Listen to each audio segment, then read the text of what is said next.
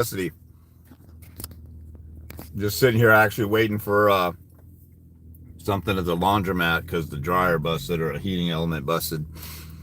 So thought I'd just see what. The other times I've done lives was in the middle of the night and barely anybody's awake on the West Coast.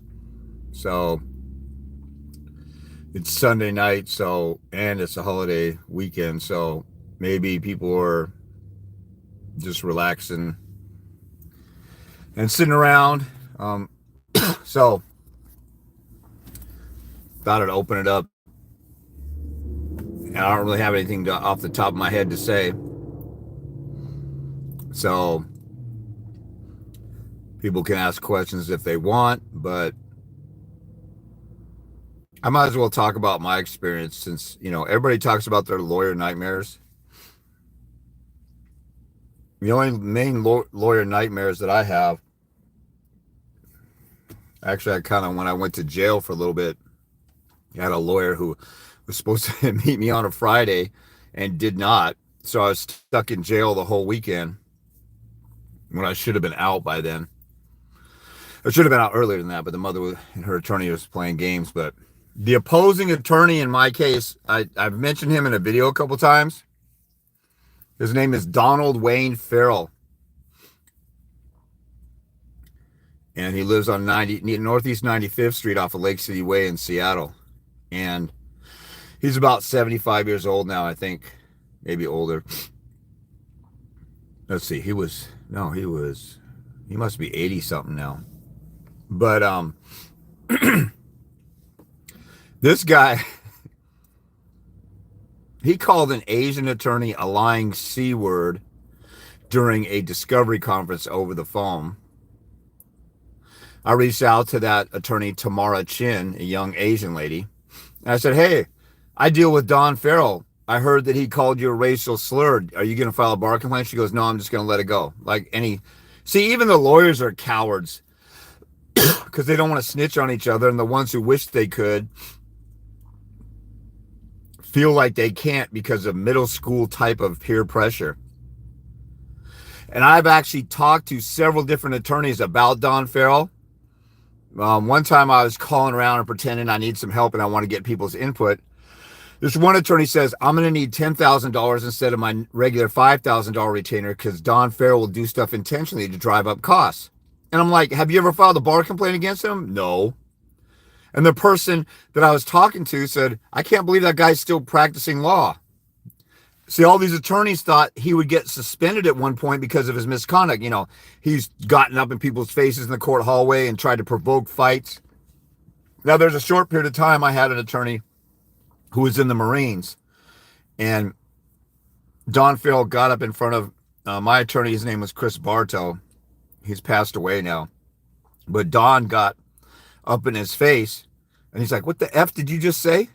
He goes, please, if you're going to start something, throw the first punch, please. And then after that, Don Farrell was in the corner like, I'll just be over here like a little bitch, even though he was like 6'3", I don't know, like 220 or something like that. He looked like the crypt keeper.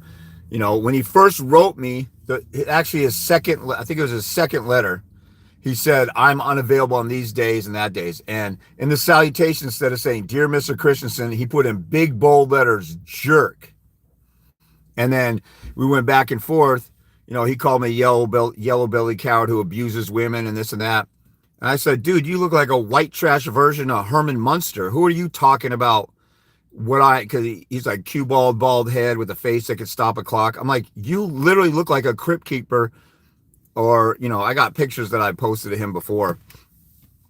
But he looks like a nasty old crypt keeper, like some crazy dude you might see from Poltergeist or a horror movie where they're like the dead old dude coming back from the dead. And when I was protesting outside his house, I've also talked about how he will lose cases on purpose for women clients. They would go broke. Or he'd file a case, but he wouldn't deliver the copies to the judge, and the judge didn't have anything to read. And they're like, you lose. And then he'd turn around and say, I'm sorry we lost today. And the wife or mother would be like, oh my God, now I'm going to have to move out of the house. I can't afford anything right now. He said, well, you poor little thing, you're so sweet and beautiful. Nothing like that should happen to you. You can come live with me for a while. And then he'd tell them, you could pay off your bill by doing legal secretary work in my home office. So he had a modern slave operation going on. And I found the reason I found out about this, because I found one of his ex-clients, because I looked online and I did my research. And I found he had a malpractice suit. So I called her up and he said, yeah, he flirted with me, tried to talk me into living with him. And I'm like, you creepy mother effer, no way. And then she sued him for malpractice and got $8,600 back in an arbitration award. Most of you guys are afraid to sue somebody for malpractice. I helped the guy sue an attorney for malpractice. I actually wrote the complaint. And 2 months afterward, he hired a big dog law firm. He spent $1,500 on his attorney. And he walked away with a $25,000 settlement. He got 18 times his money back. And they were trying to just give him like chump change. But this Don Farrell guy, I filed bar complaints against him. They found that it was inappropriate for him to use racial slurs and gave him a warning, private reprimand, so it doesn't show on his public profile. But then I told you I talked to one of his victims, actually called up and found out a couple more of them. And they were afraid to file bar complaints against him. Even the lady who sued him for malpractice, she had the best bar complaint and she didn't file a bar complaint. She just walked away with her lawsuit money and got her money back and then just moved on. I bumped into several other attorneys who said, that guy's still practicing law. I can't believe it. I thought somebody would have complained about him getting disbarred. And here's the dilemma with the whole system. I said, did you file a complaint against him? No, I just kind of moved on. Threatened you in the hallway, talked smack about you, called you up at 4 a.m. Where's my discovery answers? Getting their home phone number and harassing them like that. All kinds of antics like that. And nobody ever filed a bar complaint against him. When I was in the courtroom, I was sitting next to a guy, and on the other side of the courtroom, there was nobody there except Don Farrell and this other. I was there for a client of mine. There was an attorney next to me. There's a couple other people around. And then I looked across, and Don Farrell, the crypt keeper looking dude, the white trash version of Herman Munster lookalike, he's there with some, pretty little blonde lady. And I leaned over. I said, hey, would you happen to be the guy that's fighting Don Farrell over there? He goes, yeah, that guy's freaking crazy. And I said, do you know where his home address is? He goes, no, all I get is a P.O. box. I said, this is your lucky day. Here's his home address, 4127 Northeast 95th Street, Seattle 98115. That's his office address too. And it's published online on the bar profile now, I think. And he's like, thanks. And then that attorney called me up. He goes, yeah, I won. And then I reached out to that attorney again. I said, since you said he's so crazy, would you be willing to file a bar complaint with his antics? And he goes, oh, I'm sorry. I wish I could help you out, but I can't. Pussies.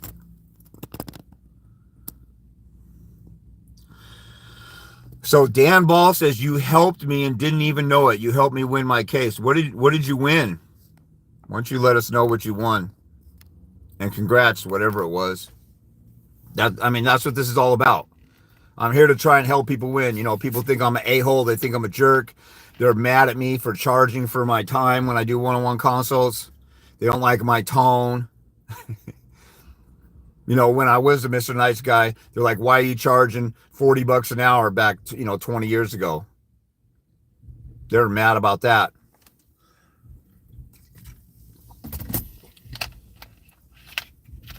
People think I'm a hustler. But it's usually all people who are getting creamed and lost and never did anything in their case. So anyway, one time, so after that hearing I was talking about, so remember, I'm talking about Donald Wayne Farrell. He practiced 50 years, and they had a big honorary dinner for attorneys who practiced 50 years. And Barbara Madsen was the one who did the speech for Don Farrell's dinner and all the other 50-year anniversary attorneys. Barbara Madsen is a Washington State Supreme Court Justice. I actually wrote her an email about Don Farrell. I said, you guys oversee the Bar Association, and you are affiliated with all these DV victim, domestic violence advocate, victim for women, yada, yada. And I said, why don't you take a look at this? This guy calls a young female Asian attorney a lying C word. And all they did was say, please don't use racial slurs. You're not supposed to do that. As if he didn't know that after 40 years of practice. And then I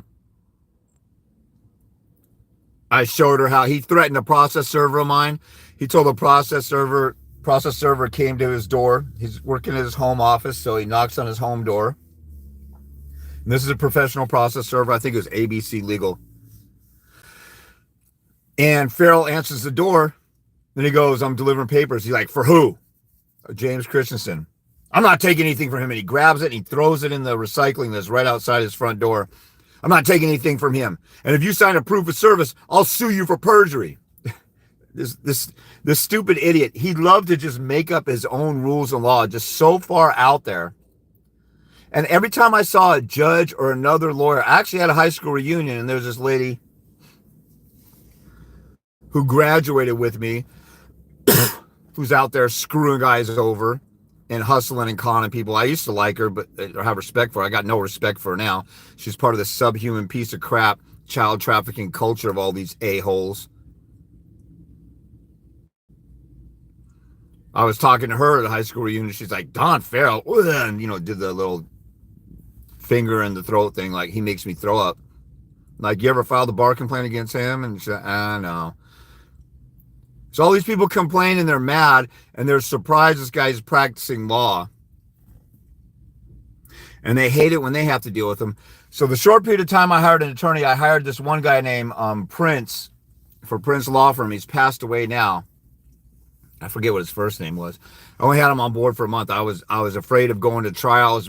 It was early on. It was like my baby's mom's, our second action, objection to relocation. Didn't know that I could do my own trial. Now I know way better, of course.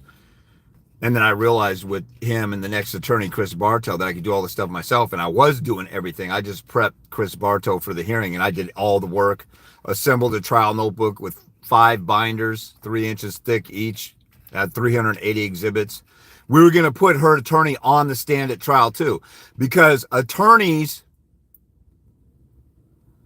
cannot testify. And he was testifying. James is mentally ill. He's the worst opponent I've ever dealt with. I think one day he's going to become violent with anybody he disagrees with. All this other. When I filed a bar complaint, one of his responses to my bar complaint is, James is the adversary of my client.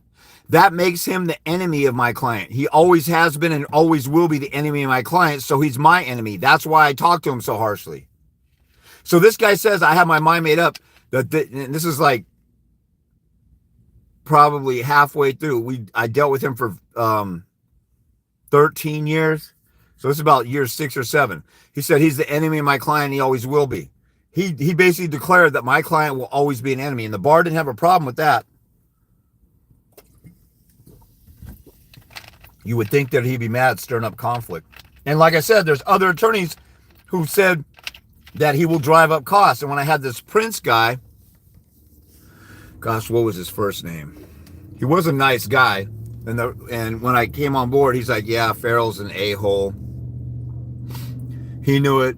His secretary, when I called them about setting up an appointment, she's like, who's the opposing attorney? I said, Don Farrell. And she's like, oh my God, not him. And she's telling me how he would call the office and harass them all the time. But nobody ever complained. See, if all the attorneys would complain, the Bar Association would take note. And if they all complained, then he would look like but they're all afraid if they complain, then he'll attack them even more. They just rather get the normal harassment from him. It's insane. It's kind of like the same thing you guys deal with. You get an attorney. Oh, don't complain about the mother's child abuse, suicidal, mental illness, drug abuse, and all that other stuff. Don't complain about that. Just sit back and take it. And they railroad you and screw you. Why not risk looking bad in court and looking like the attacker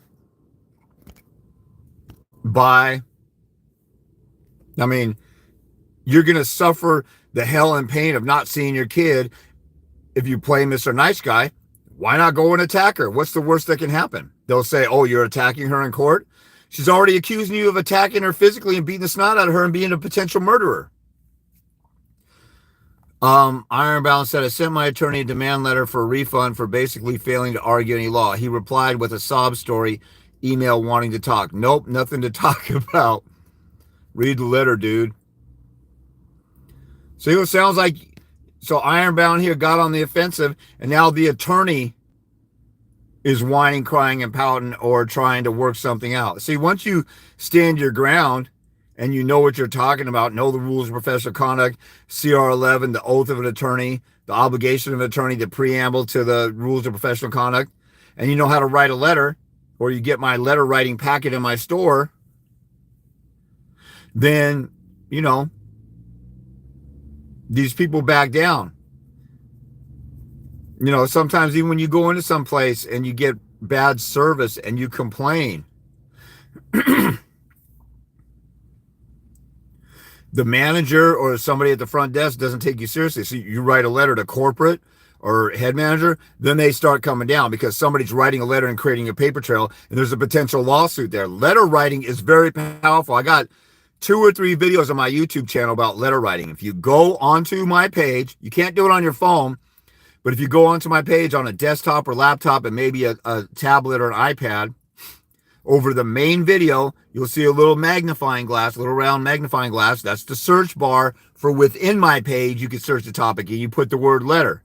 You'll see, you know, videos on writing letters.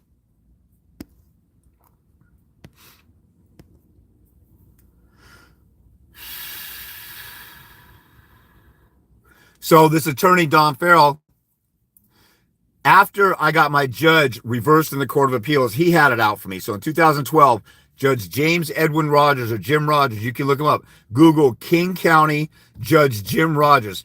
He was the presiding judge, which means he was the big dog judge of all of King County, the biggest county in the state of Washington where Seattle sits. And so he had a lot of titles. He's on a lot of committees and all this other stuff. I got him reversed in the Court of Appeals. And then I emailed every judge. I think there's like 40-something judges at the courthouse and their bailiffs. And I said, look at your fearless leader. He's so stupid, he can't do child support right. He ignores mandatory child support law. My sister with Down syndrome can read the laws better than he can. And I emailed everybody at the courthouse and thoroughly embarrassed him. And I showed them the winning reversal that I got. So then after that, he had it out for me. And then I said, you know what? Judge Jim Rogers, you were a prosecutor with the King County Prosecutor's Office when the lead prosecutor was helping out the Seattle Archdiocese, was teaching priests how to defend against pedophile cases.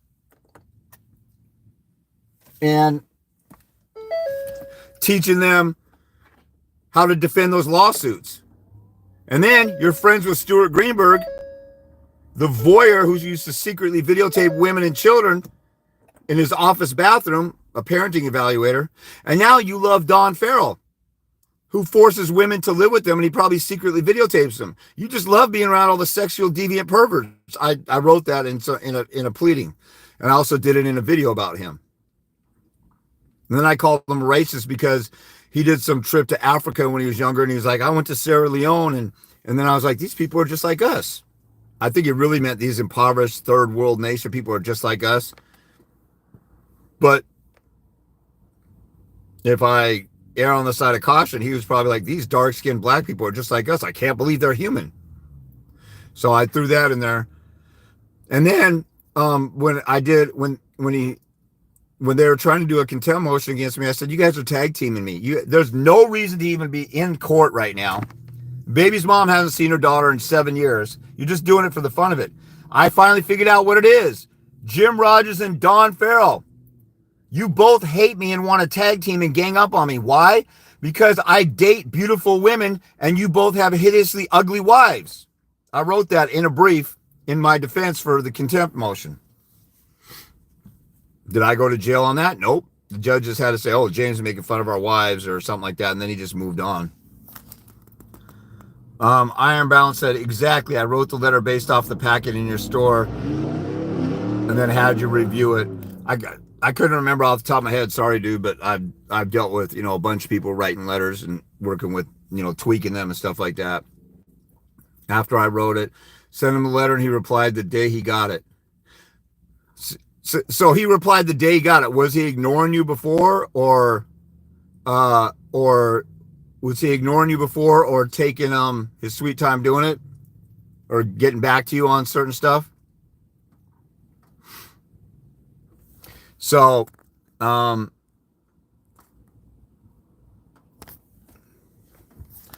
gonna leave this on for a second. I'm gonna run in. Oh,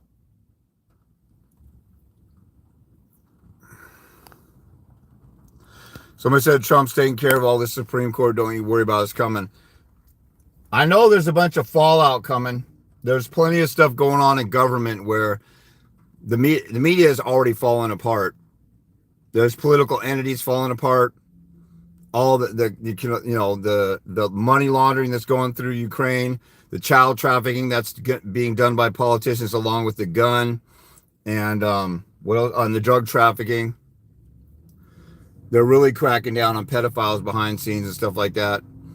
But yeah, there's going to be a breakdown of the systems going on. The systems are falling apart. So if you guys want to hang in here with your questions, I'm going to be right back. I'm going to leave this on live. I'll be right back in a second. So if you want to hang on for some more questions, go ahead.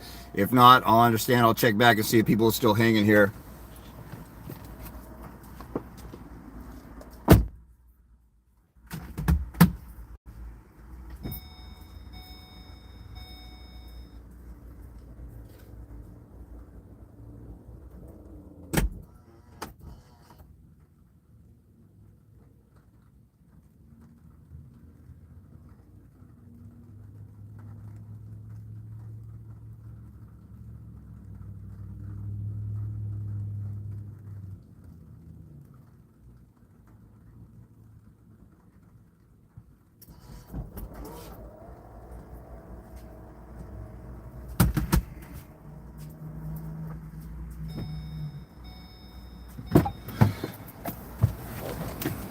Okay, I'm back.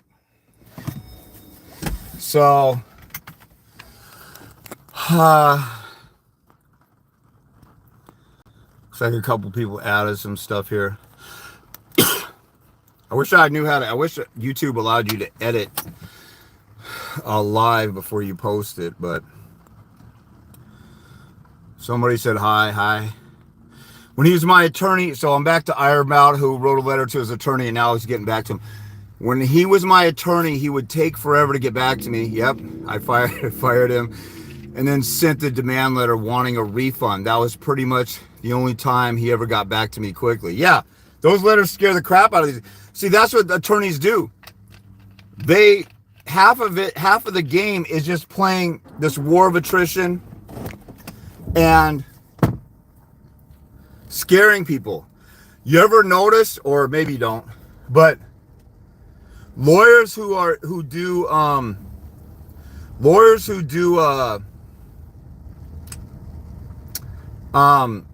not malpractice, but personal injury. Lawyers who do personal injury, like intentional infliction, emotional distress, doctor malpractice, car accidents, slip and fall, mostly car accidents.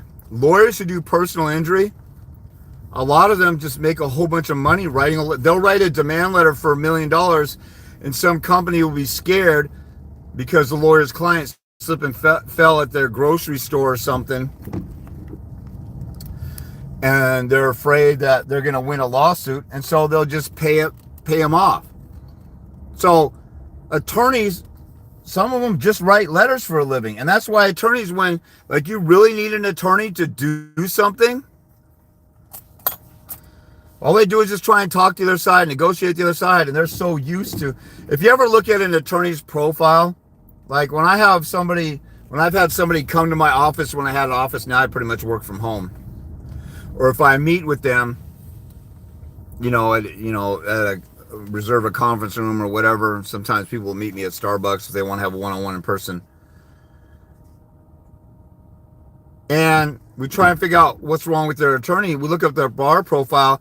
They practice elder estate law, family law, some public defender law, some criminal law, personal injury. When they got multiple areas of practice like that, they're dabbling in so much, they learn just enough to get by on that stuff. You think they're an expert in family law and they're really going to help you out?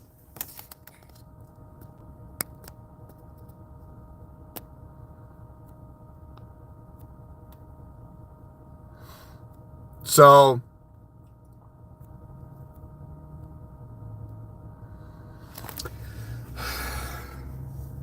in the meantime, before the Supreme Court, I mean, the Supreme Court doesn't affect me though. You know, maybe if the Supreme Court gets fixed, I've seen some people talk about there's scandals that are lurking because of all the bribes and stuff the Supreme Court takes, and there's probably one compromised pedo on the Supreme Court. You know, they do a lot of bribing of these people to get them drunk and get pictures taken with them to frame them and stuff like that. So,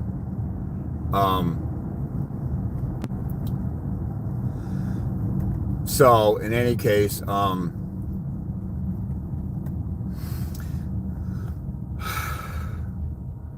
know, the opposing attorney in my case, the fact that I dealt with that madness, that guy actually started working for free for my baby's mom toward the end, because and she just basically gave him a carte blanche. She never had to do anything. He was so obsessed with me. It's like and I even told him, I said, you know, I haven't said that in court papers, at least one pleading, where the dude's acting like my personal gay stalker because he just won't leave me alone. He told my judge that he has more planned to clean up the record, like he's going to file stuff in this case to clean up the record. And there was no legal authority to come to court and clean up the record. There's no law that allows you to clean up the record. He has to come to court with a petition to modify or things like that. The judge just gave him a carte blanche. His client gave him a carte blanche. So, but in the end, all that stuff basically ended up helping me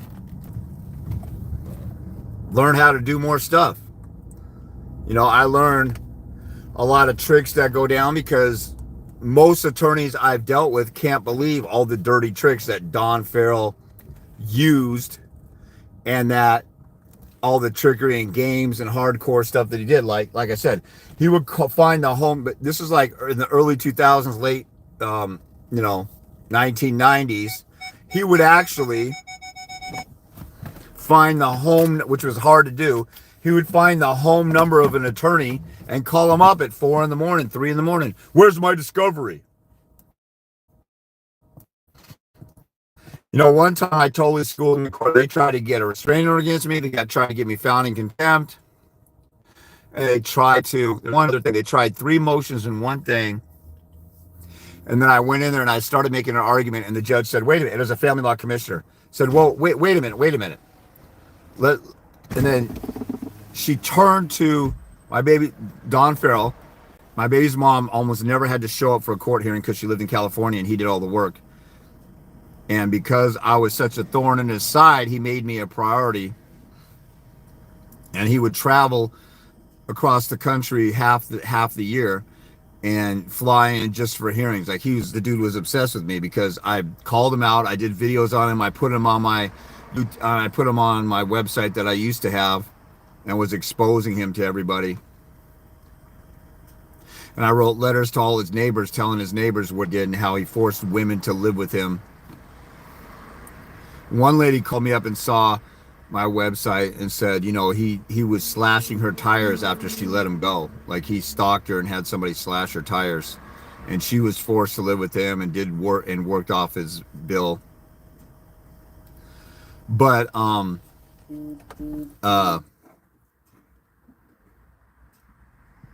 that dude, he was obsessed with me to the point where he would work for free. But at this hearing, this was actually early on. I'm sorry. It was early on, about 2003. And this is where his vindictive vendetta started.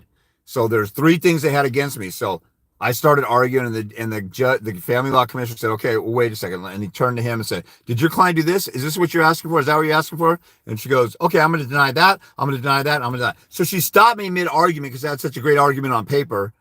And then she turned to him and asked him to confess a couple things and dismissed everything. And then she went, and then she wrote up an order. And then she went in chambers and they had us sign it. So I walked up to the bailiff to sign my part, and Don Farrell comes up to me and says, "I need a transcript of this hearing. This guy's going to jail. He just committed perjury." And he's trying to scare me that I'm going to jail. But those are the antics that people got sick and tired of, and most attorneys would never deal with him. I schooled him in the Court of Appeals twice. I once did a job interview for a paralegal job in the early 2000s at Eagle Law Firm in downtown Seattle. And Paul Eagle said he went to the Court of Appeals one time and he got bitch slapped by the judge, or, he got creamed. And so he's like, "I'm never going to the Court of Appeals again." So this is impressive that you won twice, 2 out of 5 times in the Court of Appeals. Like, I'm batting 400. And the other times I went to the Court of Appeals, that caused people to just calm down and stop messing with me. So part of this game is the war of attrition and getting people to not mess with you.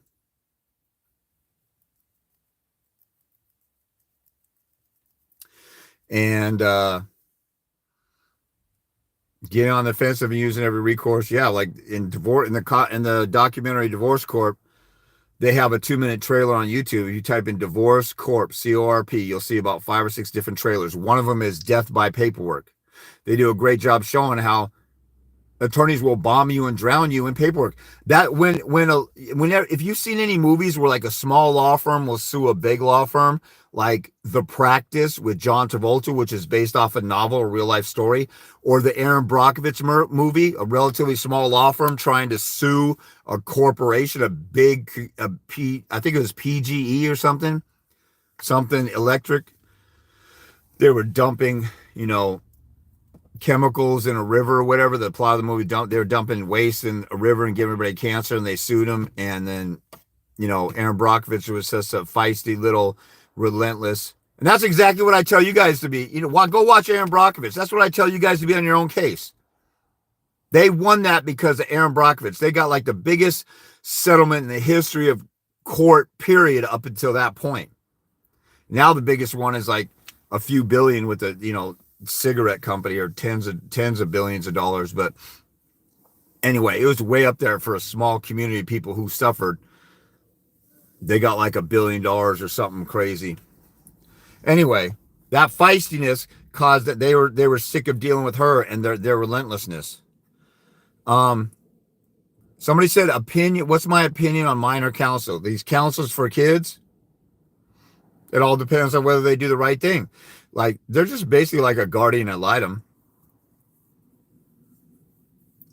But my opinion on those attorneys is more so my opinion on the people dealing with them. That's an opposing attorney. If they're not advocating for your kid the right way, it's kind of goofy because they turn the child into a party, but the child is not a party. They're part of basically the property that you're dividing up in a divorce. Because children technically are your children and your property the government can't interfere with. So there shouldn't be an attorney meddling in. But the problem is the culture of these radical feminist bitch-made attorneys that, will come in and do that. Although I've seen a couple of, it looks like it's a female who asked that question. I've seen some counsels for the minors make some bad recommendations for the kids against a mom. And then I've seen them flip-flop. I've seen guardian latims. I know one guardian latim out in Seattle. Gosh, what's his name? He recommended custody to the father because the mom was a drug addict. But later, halfway through the case, the dad was dilly-dallying around. I told him to get off his ass and get moving. He didn't listen to me. Next thing you know, the mother got custody back. And that guardian latim was probably sleeping with her. Because the father's new girlfriend had an interview with the guardian litem, and the guardian litem made it a dinner date, and he tried to kiss her at the end of the date. So that's what I think of those people. All those people, they do their own rogue little thing, and nobody holds them accountable. Nobody checks them. Each side should just be able to make their argument. See, the guardian litem, you're just adding another third element. The guardian litem, attorney for the child, they're adding another element. And the biggest problem with those people is the court totally blindly trusts them and believes that they'll always be honest when they're all a bunch of liars. We have case law in Washington State that says we created guardian litem laws. Guardian litem, advocate for the client, child, counsel for minor. They're all the same thing. But the biggest problem is how the court blindly relies on them. See, if you think this is where a lot of people got to think hard. When I was doing my live earlier, I was telling people how everybody just emotionally reacts. Oh my God, they're lying. They're lying. Let me show their lies. Let me show their lies. You also have to think hard about what everybody's role is. Think about if you're a point guard or a quarterback. You don't just throw the ball and zoom in, and then if there's a pass interference, you complain about it, or if there's an interception, then you just focus on that. If you're out in this whole game and there's a bunch of multiple players and everybody has their role, you read the whole defense, you look at anticipation, and you make a play, you make a different play based upon the last play or whatever. There's a lot of people who have rules they have to follow and all this other stuff. So you can't just focus on one aspect of stuff. Oh, they're lying. Let me focus on proving they're wrong. The court almost doesn't care about that. If it's my word versus theirs, they don't care about that as much. But one thing that people need to think of is the whole role of everybody. That guardian ad litem or the attorney for the client. If it's an attorney, they have the rules of professional conduct they have to follow. They have an oath of attorney they have to follow. They have to zealously advocate for their client. And all the science and all the data, they should be doing the research on what's best for a kid. And then when the judge says, I'm going to defer to the guardian ad litem, or I'm going to defer to the counsel for the minor, that's what they said. They're being lazy and shiftless, and they're turning the guardian ad litem into the judge. They're saying the guardian ad litem recommended this, I'm going to adopt it. You're supposed to look at my evidence, the mother's evidence, and the guardian ad litem's report. And then we're picking it apart, and you're not even listening to what we're saying. You're blindly trusting them. Your job is to weigh and look at all the evidence. You're not even looking at it. Why do you even have a job? Why don't we make the guardian ad litem the judge? Those are the type of arguments I would make in court if the judge is going to do their job.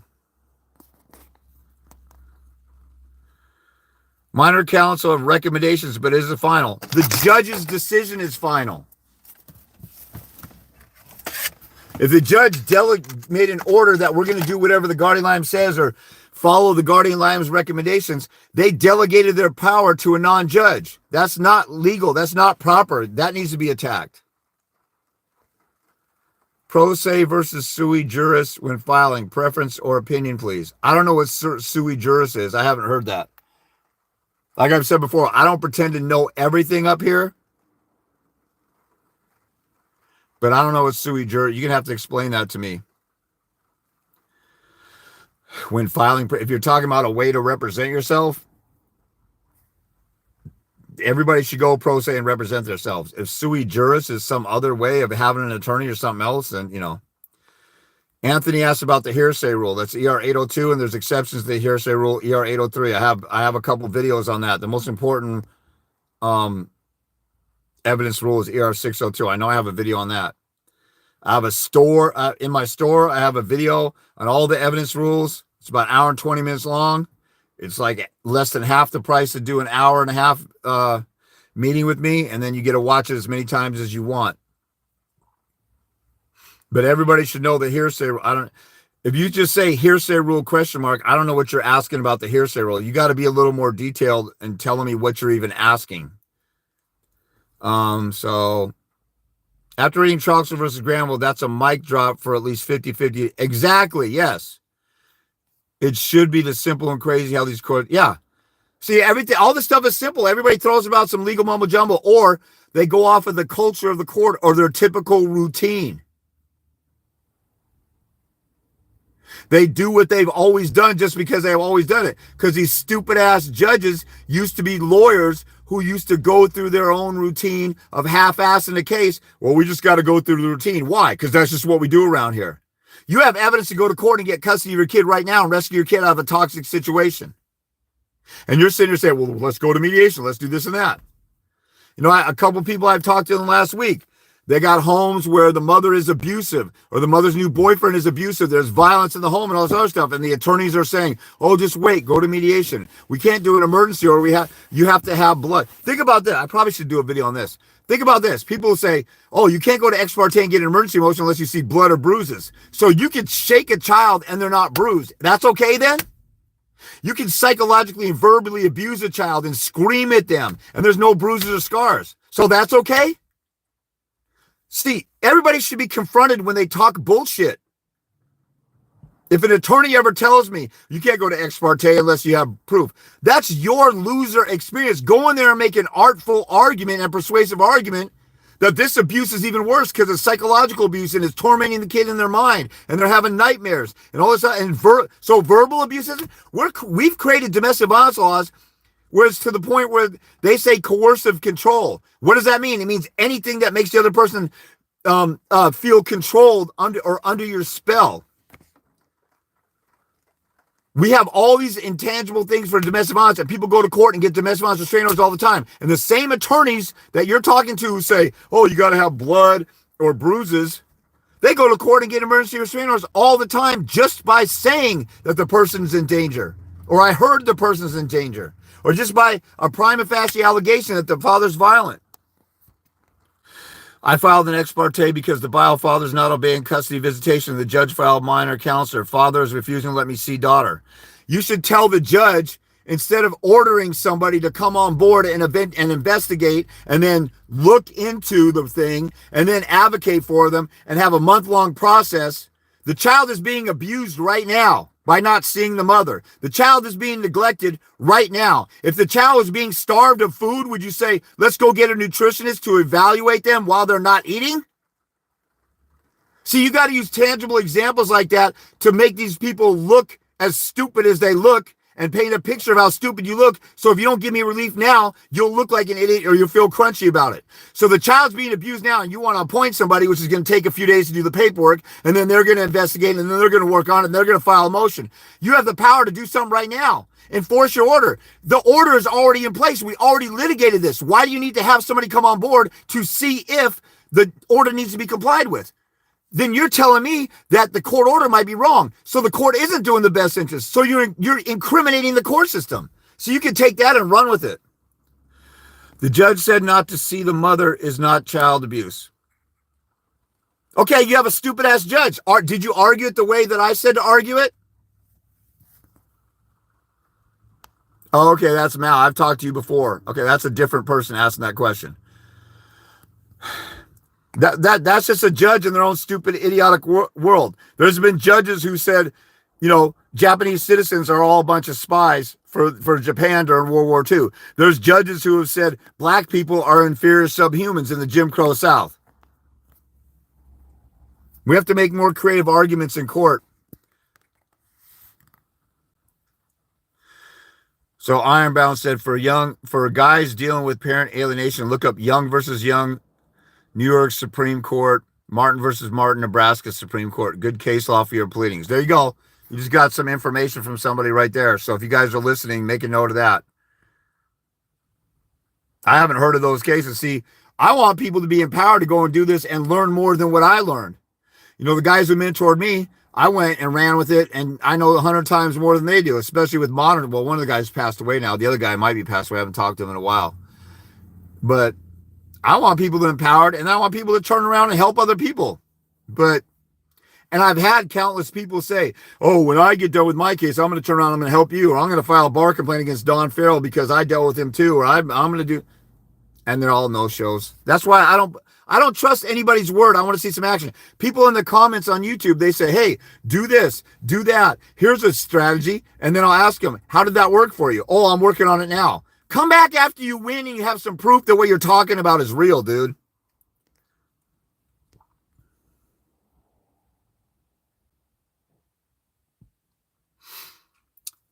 Is it better to wear a suit and carry an empty briefcase?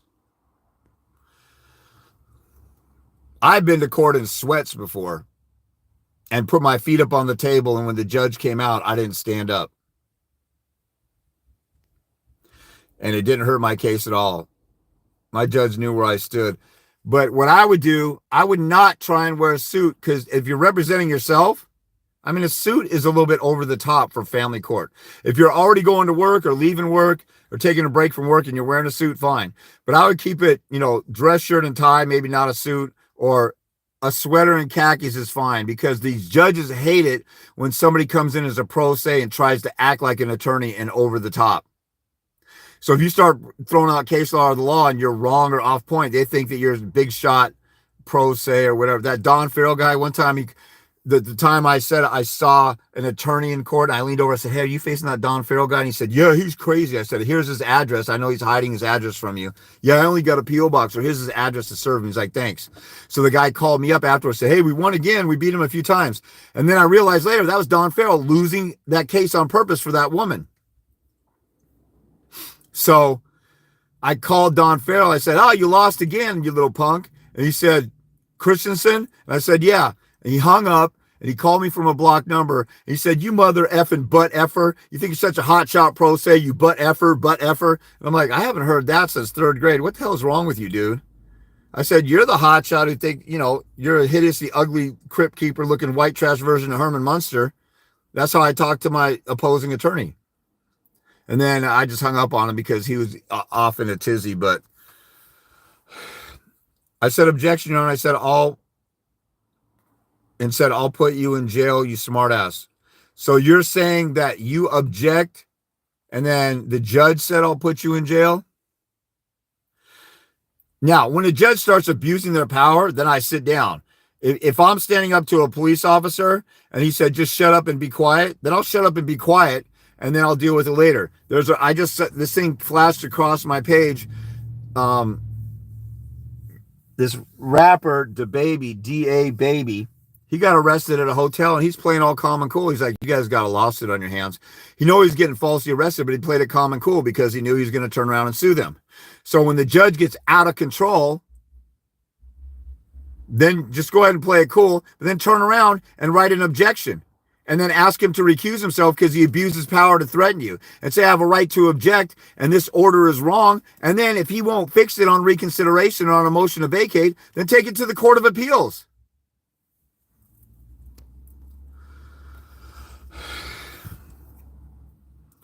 I would just not do a suit because I don't want it to look over the top like I'm trying too hard. I mean, look at all the suits that are in there. They're incompetent idiots. But you just don't want to make it. Don't look dirty or look like a bum. Just keep it nice and clean and casual. And any advice for attacking the material change of circumstance rule for custody modification? Well, first of all, you got to look up case law and find out how hardcore the change of circumstance. In Washington State, it says change of circumstance has to be something more than a prima facie allegation or the petty snipings that are typical of family court. And it has to be based upon affidavits. So they basically say it has to be a hardcore modification. So your number one argument is in case law. That's actually your number one argument anyway. If you have case law that clarifies a law or a statute or an argument, that's way better. But as far as arguing against a change of circumstance, it depends on whether it says substantial or not. And then you just look up the word substantial in the dictionary. Sometimes we can win an argument just by looking up words in the dictionary and quote them to the court and say, "This is what this means." You're supposed to go off to the plain meaning of the word. A lot of modifications are just petty bullcrap. People are going, "Oh," a lot of modifications, people go back, "Oh, my kid is older. They're now playing sports. They're busy." If you have a law in your state that says unanticipated change of circumstance, then them getting older is not a change of circumstance because it has to be unanticipated. You anticipated they're going to get older, or if they went from middle school to high school, or if they're taking sports, it's anticipated that kids will be in activities. It has to be an unanticipated change of circumstance. I mean, if your law says that. So read the law specifically, look up some case law. If you don't know how to do that, you may want to get a consult. Yeah, it's screwy. They don't do court reporters in family court. There's a guy in jail named, I think his name is Zaffron. He went to jail because he was pointing out how judges will go into the recording and delete some stuff out, or delete a whole recording. They try to get him on some tax fraud or something like that, and so they set him up.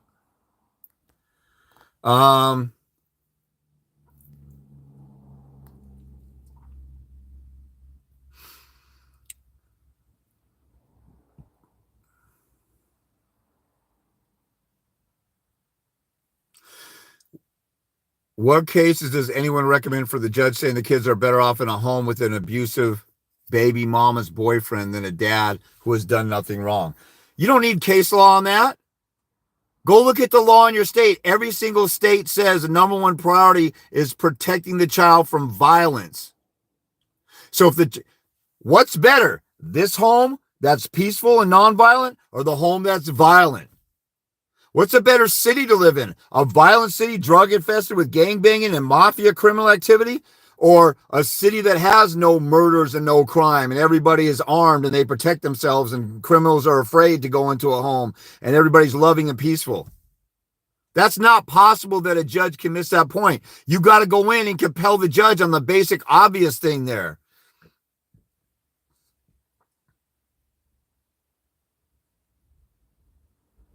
There's got to be some other reason if they're biased toward the baby mom because the mom is the priority, because they're saying the boyfriend, it's not that big of a deal.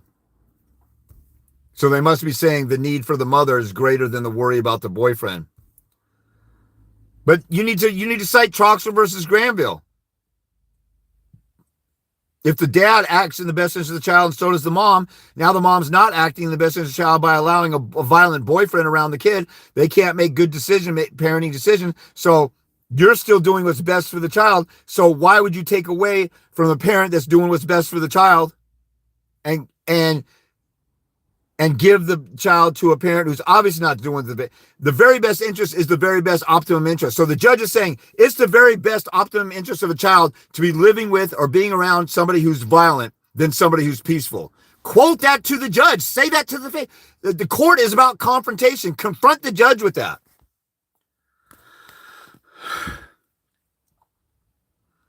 Yeah, so $1 million views. If you got to put it on, you got to confront them on their stupidity. I have a right to object. You block me from objection. Now, if you're objecting for some frivolous reason and you continually make mistakes on your objections, you don't know what you're doing on your objections, then a judge will say you're disrupting the court. And if you keep doing it after warnings, they could throw you in jail for contempt of court. So I got to know what's going on in your case. But if you're making proper objections, then you got to fix that with the reconsideration and I would do a motion for recusal and give it a second chance for the judge to face. And what a lot of times, if I do a reconsideration, I bet you the judge doesn't even read it. So on the title, instead of saying motion for reconsideration of ruling or whatever, I'll say motion for consideration of a judge's egregious abuse of power and treason to the U.S. Constitution and bigotry toward and sexism and bigotry. And for me, I would say, racism, because I'm a father of a biracial daughter. I will throw everything in why they were against me in the title of the document. Then they'll go, what the hell is he talking about? Let me read this bull crap. And then they'll read it. You got to compel. Everything is about compelling them. People will go in there and half-ass and passively and gently and softly say, well, Your Honor, I have a good case and, I got this evidence and and you sound like Charlie Brown's teacher to them. Wah, wah, wah, wah, wah, wah. Because you sound like everybody else. Here comes the factory. Everybody walks in. Rubber stamp, best interest of child to the mom. Rubber stamp, best interest of child to the mom. Okay, this mom is a non-custodial parent. She's asking for a change of custody. I don't like doing that. Rubber stamp, custody to the dad. You come in and say, Your Honor, please, the mother has got a drug problem and, the boyfriend's dangerous and the mother is withholding the child from me for no good cause. It's not in the best interest of the child. And you sound like this. Wah, wah, wah, wah, wah, wah, wah. You got to go in there and say, this is a case of severe child abuse. Look at what the mother is doing. She's endangering the child. If you don't rescue the child from this toxic home, the child's blood is on your hands. You have a duty of care to the public and to the child, number one. Your allegiance is to the child. It's not about me versus the mother as much as what's best for the child. The child's in a dangerous situation. If there was a child in shark-infested waters over there, you wouldn't just watch them drown. You'd at least call the lifeguard or the Coast Guard, or you go in and reach in and yank that kid out. You wouldn't sit there and say, oh, well, the kid's still alive. Let me just leave them in that situation. This kid is in a toxic, hostile, dangerous, potentially murderous situation. These are all the red flags and warning signs that were there on this case that was in the news or that case in the news where the mom's boyfriend murdered the child. These are all the lead-up signs. These are the case, When we have a school shooter, there's a sign, this kid's snorting glue at home. He's burning cats and dogs. He's killing animals. And then you're surprised he's had all these different reports at school. Then you're surprised when he shoots up the school. Let's rescue the child with all these flags right here.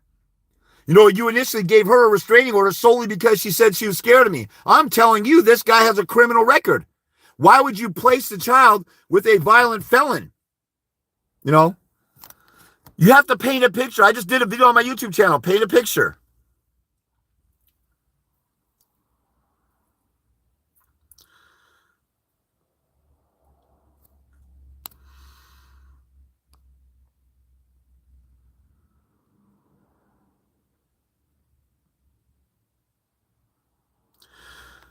So Iron Balance said in California Supreme Court case, you're entitled to a recording and get a free court reporter to waive the fee. You have a constitutional right to a record. It's a public record, and everybody should go on with a video camera and a tripod and videotape their case. And if they say, what are you doing here? No cameras allowed. Say, this is a public meeting. You work for me. I'm a taxpayer. Now, you can make rulings over me, and you have authority over me to make rulings, but I have a right to recording. What do you got to hide anyway, Your Honor? And then I would have, you know, a phone on Facebook Live or whatever, and so it's recorded. And if they try and snatch it from me, it already went out there or whatever. What do you have to hide, Your Honor? If there's nothing to hide and you're doing a great job and you're upholding your oath, you should be proud of what you're doing. What's the big secret here? What's the big secret society cult thing going on here? This is a public meeting in a public building. All of this stuff is going to be recorded in a court file that anybody can access. And you're saying I can't record it? Oh, you want to make money for the system and the court reporters make money. You don't want me to have just public. We already pay your salary. You work for us.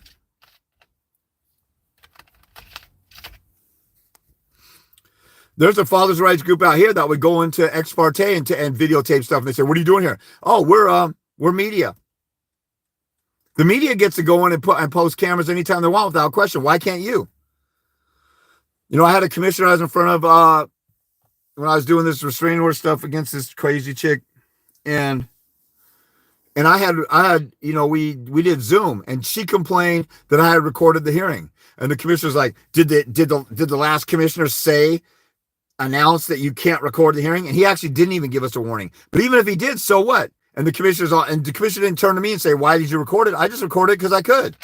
Just because they say, please don't record the hearing. If they say, please go out and molest a child, are you going to do that? Or if they say, please don't breathe air, are you going to do that? There's some stuff you just don't have to do if they give you there's case law in America that says, if anything that is done that's unconstitutional, you have the right to disregard that order or that law.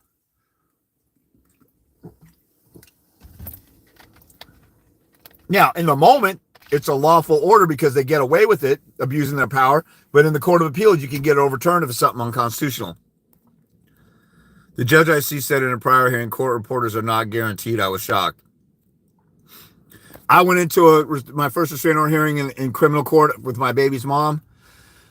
There was no court reporter there. And so I wrote a demand in writing. I said, I demand a court reporter. I have a constitutional right to record of the hearing. It's a public hearing. There's a record. And if you don't want to do that, then you're hiding something or there's something corrupt about our government. We pay taxes. It's a public hearing. Most states have a Public Records Act.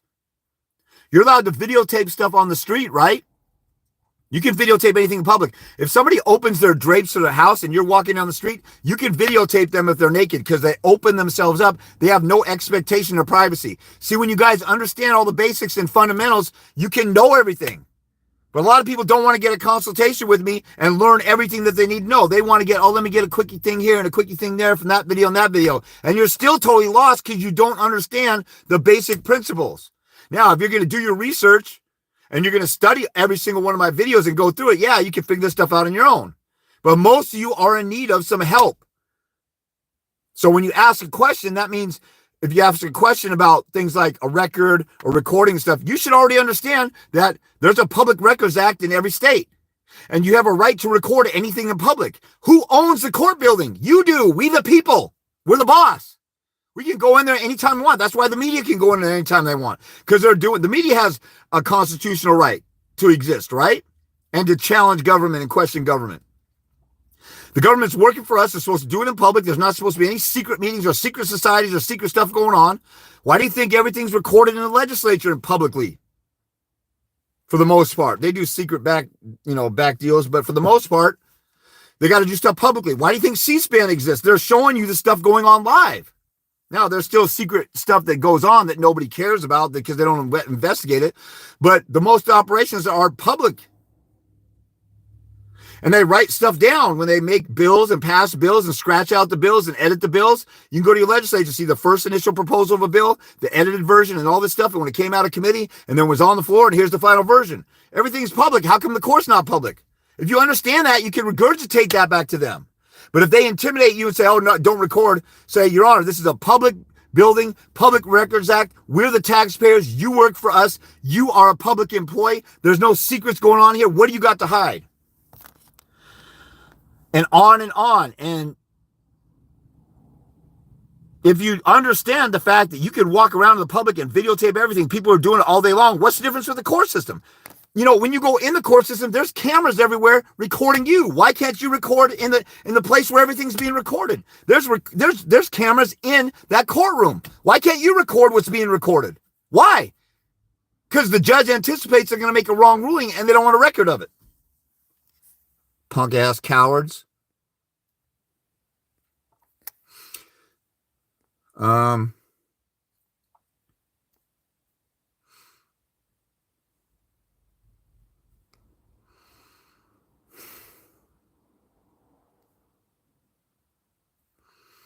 I know I missed a question or two. I'm scrolling up right now.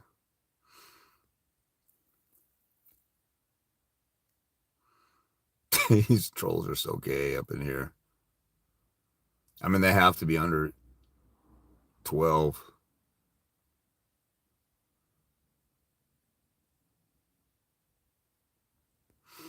I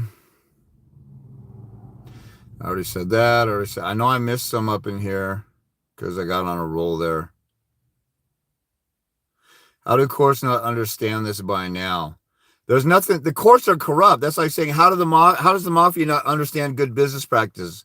How does a robber not understand the rights of a person to their own property? You're dealing with a corrupt court system. You have to unbrainwash them. That's like saying, how does the Jim Crow South not understand that black people are equal? It's the culture. They're brainwashed. They grow up, generation after generation. They teach their kids, we don't like black people around here. The courts are overwhelmed and inundated with the judges go to seminars where radical feminists teach the seminars. We need to do this. We need to protect women from domestic violence. And the judges go and listen, and they're influenced by this culture. And so they go and do what everybody's telling them to do at the judicial seminars. There's one seminar where a guy got up and said, screw you, buddy. We're going to tell these fathers, screw your constitutional rights. You're out of here. You're out in the street. Ha, ha, ha. Talking about restraining orders and really going hardcore on restraining orders. The culture is made up at those conferences too.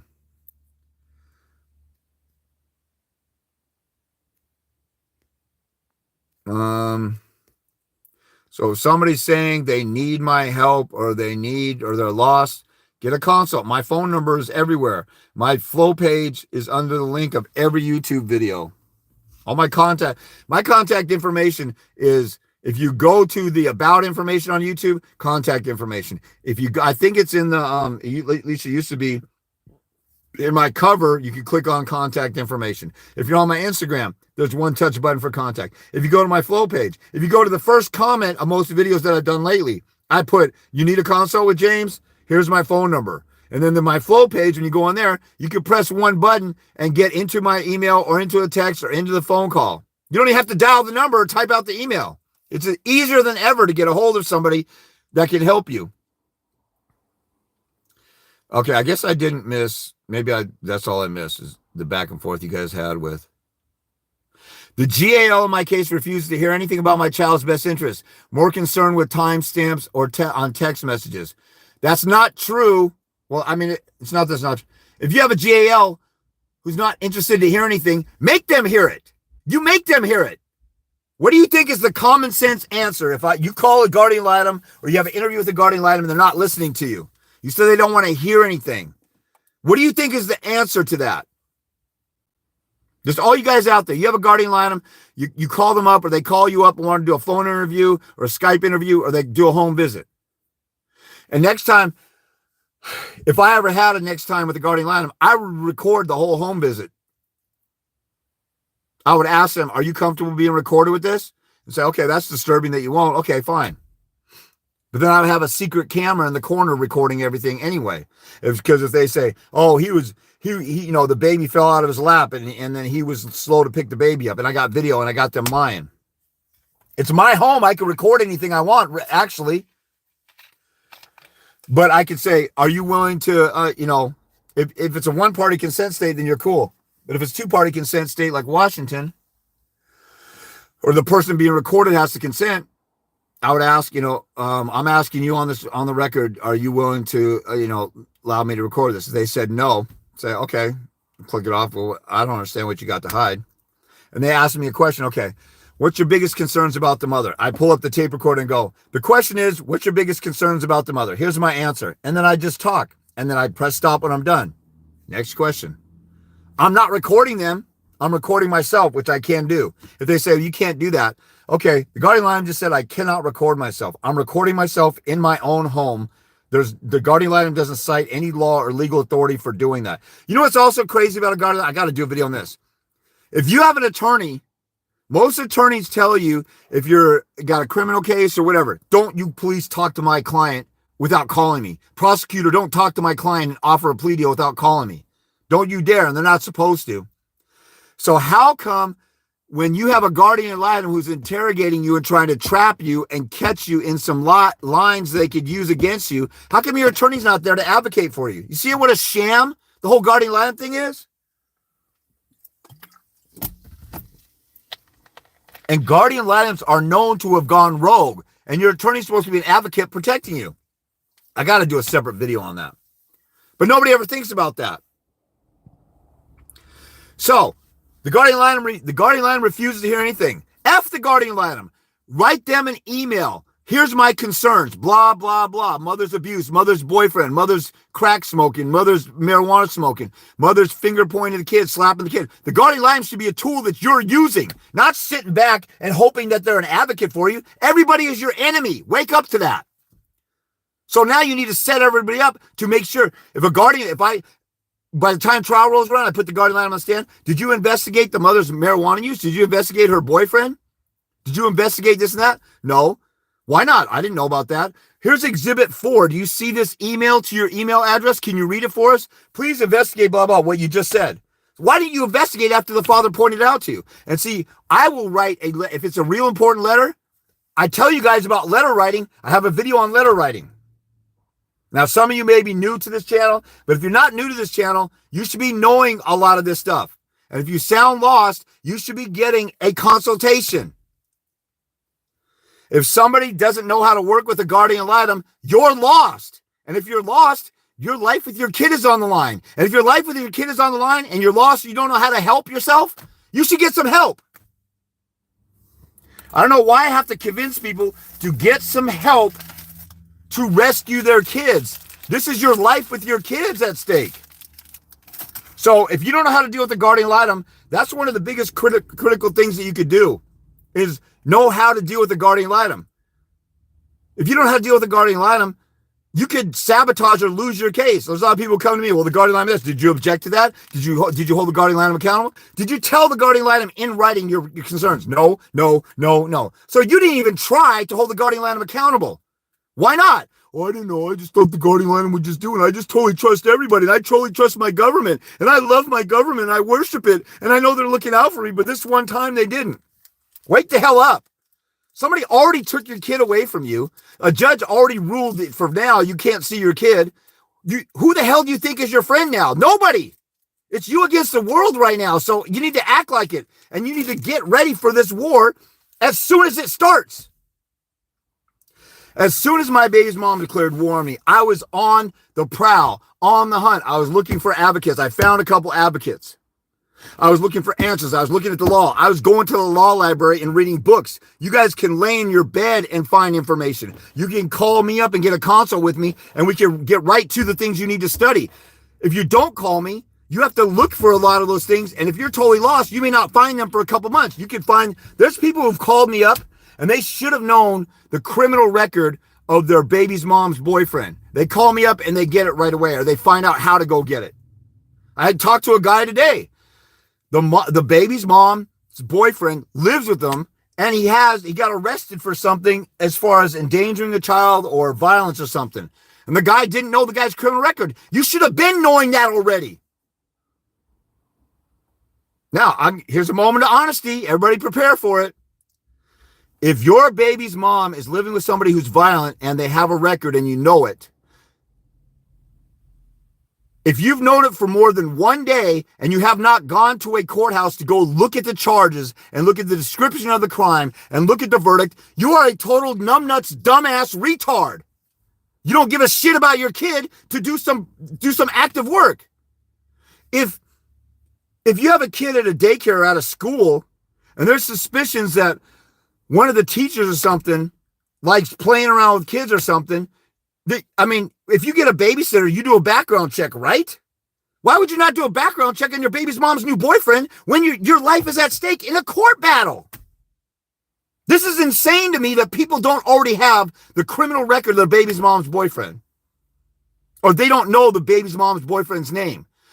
Have you even attempted to try and do discovery to get the name? That should be the first thing that you ask for. There's people who've come to my office before. And when I find out that the baby's mom is living with somebody, the first thing I do is ask their name.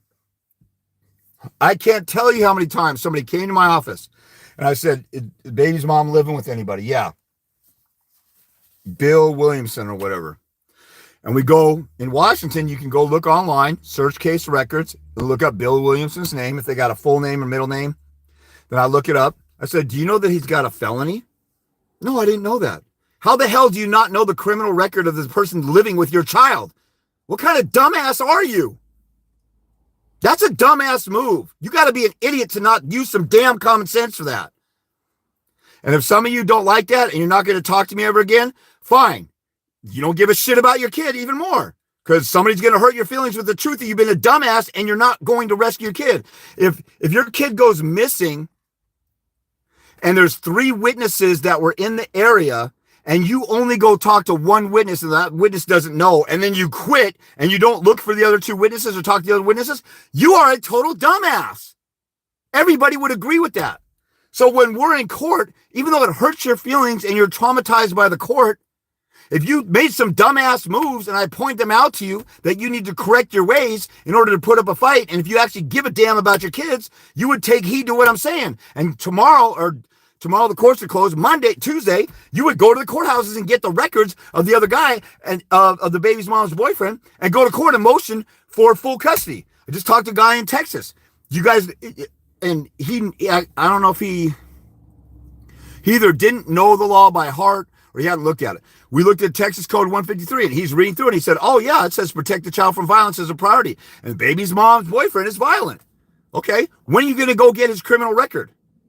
You know that he was charged with something, so you're just sitting at home not doing anything about it. You guys have to go to the courthouse and show the court proof that the child's in danger. That's why the courthouse exists. There's so many people just dancing around outside the courthouse doing this little square dance with the baby's mom's attorney and the guardian line. Let's just talk and let's just talk and let's just talk. The kid is suffering right now. I want to go rescue my kid right now. Would we stand by a pool while the kid is in the 3 foot? Your kid's 4 feet tall and your kid's in the short end of the water. But the water's, this actually happened to my daughter one time. Stupid ass, dumb, airheaded single mom. There's a neighbor that my daughter played with. And this single mom was out there and I said, "Hey, can my daughter play, go to the pool with you guys and you keep an eye on her?" And she goes, "Oh, sure." I go out to the balcony and check on them, and I go and I'm doing some work, go out to the balcony and check on them, and I go back. I go out one time, and my daughter, who's like 3 feet tall, she's in 2 feet water, and her head's like this. She's like, "Oh." And then the mom that's supposed to be watching my daughter and her own daughter has her back turned to my daughter and is yakking away with another woman, yakety yakking. And I said, "Hey," whatever her name was, I can't remember now. "Hey, can you jump in there and get her?" I had to tell her to pay attention to my daughter that she's watching. I'm so glad I went out there. My daughter could have drowned.